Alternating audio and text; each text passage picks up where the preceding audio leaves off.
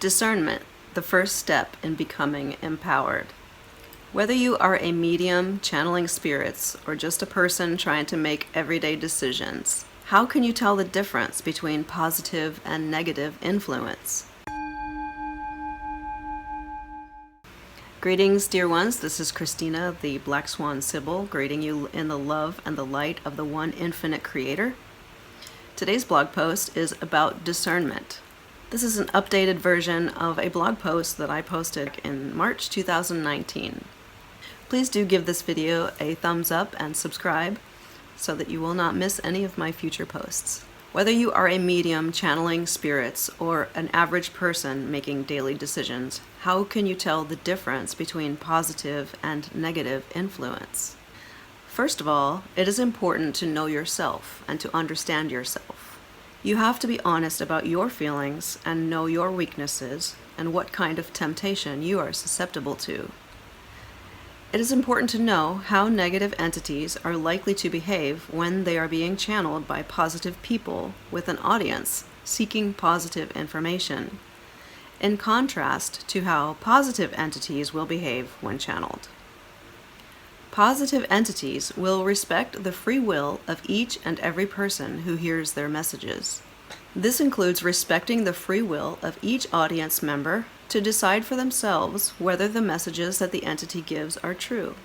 Therefore, positive entities will avoid setting themselves up as or selling themselves as an authority or as beings of power or wisdom, because under current circumstances on Earth, this would readily induce audiences to give up their own judgment in favor of just believing whatever the entity or the channel says. Positive entities will not violate your boundaries or tell you what to do. Instead, positive beings speak in a way which allows the audience to decide for themselves whether they are trustworthy, based on the audience's resonation with the information given.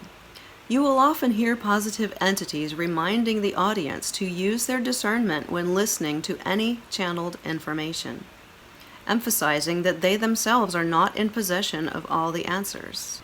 Positive entities will also avoid setting the channeler up in a position of power or authority. For example, they generally do not give predictions with a specific date and time, even though they would be able to, because doing so might give the channeler a reputation as being able to predict the future.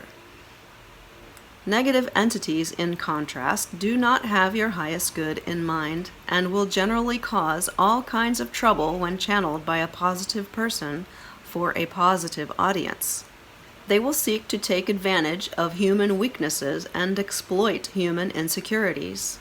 They may begin by giving a great deal of accurate information, including correct predictions of minor near-future events, or demonstrating the ability to read the minds of the audience members in order to create confidence in the audience that they are a reliable source of information. Then, once the audience believes and trusts them, they will mix in some information that is distorted in subtle or even overt ways through spin or outright lies. They often seek to confuse the audience about the nature of good and evil, hiding the reality of evil, speaking as if good and evil were morally equivalent perspectives, and making evil intentions or actions seem universal and normal.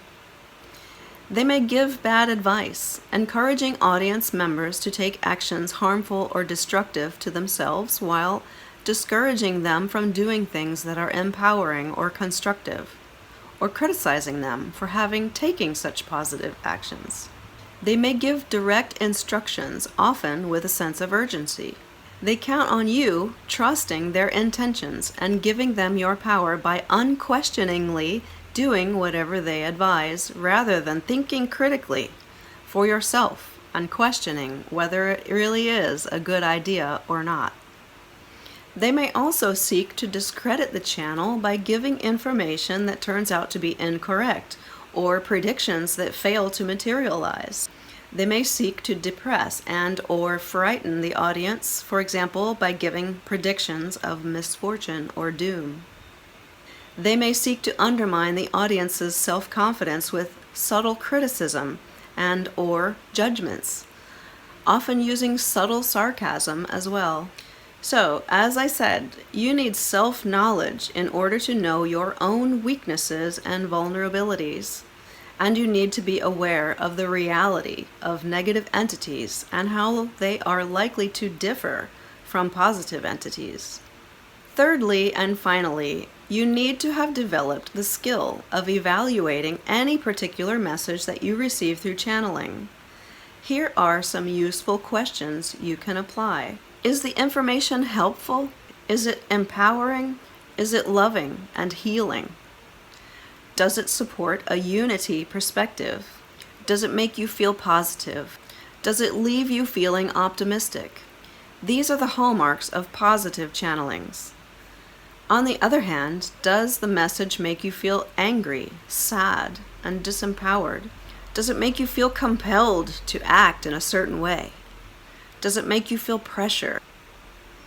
Does it feel controlling, irresistible, or overpowering? Does it make you feel like you cannot control your feelings or like you must give in to this powerful energy? Does it give you the feeling like you must say or do something regardless of the consequences? Do you feel bullied, undermined, criticized, or judged? Does it make you feel guilty or humiliated? These are the hallmarks of negative channelings. This life is all about experience and evolution. A person who chooses the negative path will eventually end up in the unity perspective, though it may take a longer and more painful journey to arrive there. In the end, it is simply a matter of what kind of experience you want to have and making choices accordingly. Thank you for watching this video. Please do like, subscribe, and share. Namaste.